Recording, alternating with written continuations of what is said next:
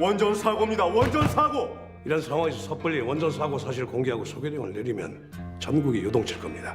그렇다고 사실을 감춘단 말입니까? 연가시로 451만 관객을 기생충 공포에 떨게 한 박정우 감독의 신작으로 올 한해 흥행 꽃길을 걸었던 재난 블록버스터의 바톤을 이어받은 이 영화. 이 영화를 함께한 이들은 모두 믿고 보는 배우들인데 저는 이야기가 굉장히 재밌었어요. 그래서 개인적으로 배우 입장에서도 욕심이 많이 나는 영화와 캐릭터였고 원전에 대한 정부와 많은 관계자들의 안이한 태도들을 떠올려 봤을 때 이런 이야기를 영화로 한다는 것은 저를 흥분시키는 일이었어요. 저희 정부는 솔직히 아무것도 할 수가 없습니다.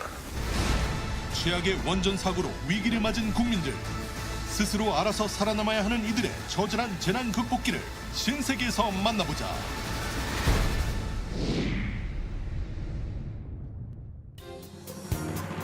진도 7에도 견딜 수 있는 내진공법이 적용된 견고한 시설과 철저한 안전 점검과 감시체제 가동으로 사고 위험성은 제로에 가깝습니다.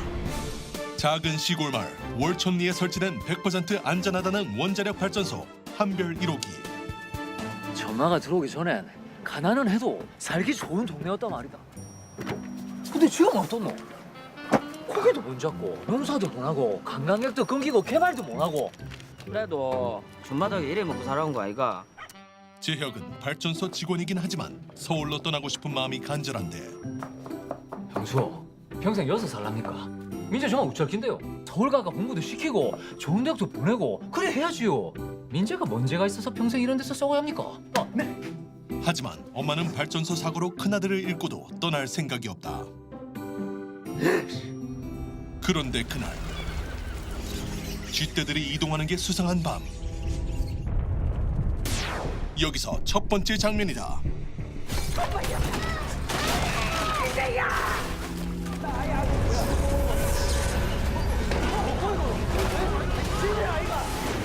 역대 최대 규모의 지진이 일어나는 긴박한 순간을 담은 이 장면. 영화는 최악의 재난을 맞아 사투를 벌이는 평범한 사람들과 가족들의 이야기를 담고 있는데 우리는 판도라의 상자를 열어버립니다. 열지 말아야 할 상자를 열어 인류에게 재앙을 안겨준 판도라란 영화의 제목이 의미하듯 영화는 원전이 불러일으킬 상상 이상의 혼돈을 이야기한다. 원전, 원자력 이런 게 뭘까라고 한번 생각하게 되는 계기가 되었으면 좋겠다는 생각은 참 많이 했거든요. 예기치 않게 일어난 강진으로 공포에 사로잡힌 사람들의 모습을 실감나게 연출한 이 장면. 앞으로 일어날 더 큰 재앙을 효과적으로 예고하는 이 장면이 신세계의 첫 번째 장면이다. 뭐 어떻게 된 거야? 지진 때문에 원자력 냉각계통 2호기 57번 밸브에서 균열이 생긴 것 같습니다. 아니 내진 설비가 됐는데 왜 문제가 생긴 겁니까? 1호기 이놈은 지은 지 40년이 다 돼갑니다. 가정집 수도관도 40년이면 부식이 돼서 관이 막히거나 균열이 생깁니다. 백석등을 발령하고 지역 주민들에게 공지를 해야 합니다. 소장님은 좀 빠져 계시라고요. 지금 여기 계실 분이 아니잖아요. 전 발전소 소장 평섭은 발전소 노후 문제를 청와대에 보고했다 좌천당한 인물. 그런데 잠깐만요.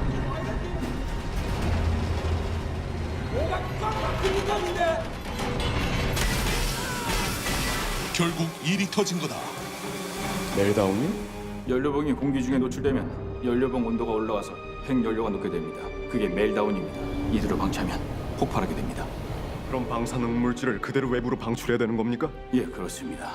지금 당장 소개령을 내리고 주민들을 대피시키세요. 대통령님, 340만 명의 시민들이 있습니다. 대피는 불가능합니다. 청와대 실세인 총리의 반대. 주민들은 평범한 비상훈련인 줄로만 알고 인근 학교를 향하는데 여기서 두 번째 장면이다. 폭발 수치를 넘었습니다. 벤트 열어. 아직 승인 안 떨어졌잖아요. 제가 기다리다 전부 다 죽는다고! 이게 열어 빨리. 발전소 본부의 승인을 기다리다 결국 발전소가 폭발하는 이 장면. 원자력 발전소라는 게 시설이 거대해요. 안에 시설들은 또 복잡하고 시설들을 다 세트로 짓거나 다 CG로 구현을 해야 되고 CG 작업이 어마어마하죠. 영화는 현실적인 원자력 발전소의 모습을 구현하고 재난 상황을 보다 실감나게 그리기 위해 컴퓨터 그래픽에 공을 들였다. 위해서 뭘 합니까? 더 기다리랍니다. 국민들의 생명이 경각에 달린 상황. 평섭의 결단에도 불구하고 공포가 현실이 되는 이 장면이 신세계의 두 번째 장면 되겠다. 방사능 수치가 이미 300을 넘었습니다. 저 안에 사람들 여기 내 필에 둘깁니까? 오빠! 뭐고? 여자친구 연주가 찾아오지만 도저히 남은 동료들을 외면할 수 없는 제여. 방사능 피폭은 그에게 문제가 아니다. 오빠 어디 가노? 이 미친다! 안에 앉으니까 이제 웃자니까 먼저 들어가 저기 나와야죠. 이제 2차 폭발을 막기 위해선 폭발한 경락 건물 천장을 통해 냉각수를 투입해야 하는데 이봐, 물 안 뿌리고 어디 가는 거요? 지금 물이 바닥나서 급수하러 가는 겁니다. 뭐? 하지만 이 상황을 이해할 수 없는 평섭. 코앞에 바닷물이 넘쳐나는데 어딜 가서 물을 채워요? 원자로의 물이 끊기면 큰일 난다고! 저희도 답답합니다. 원자로는 더 이상 회생 불능이라고 이 바닥에 폐를 녹자는 게 말이 돼! 원자로 한기가 얼마짜리인지 모르세요? 잘못되면 소장님이 책임지실 겁니까? 그래, 내가 책임진다! 한편 발전소가 폭발한 게 맞아 얘. 왜? 그럴 리가. 바닥 나가야 됩니다. 이제야 상황 파악을 하고 대피하는 주민들. 되도록 멀리 도망치는 수밖에 없는데 전화 좀 받아보시죠. 대통령이십니다. 여기서 세 번째 장면이다. 당장 바닥을 끌어와요. 이러기 폐로합니다. 마침내 헬기가 바닷물을 퍼서 폭발한 건물 천장을 통해 원자로에 물을 쏟아붓는 이 장면. 무슨 일을 이렇게 하십니까? 사고 사실을 숨기다니요. 이게 말이 됩니까? 젊은 대통령을 좌지우지하는 총리의 안이한 대책으로 시민들은 더 큰 위험에 처하게 되고 언론 통제하란 말이에요.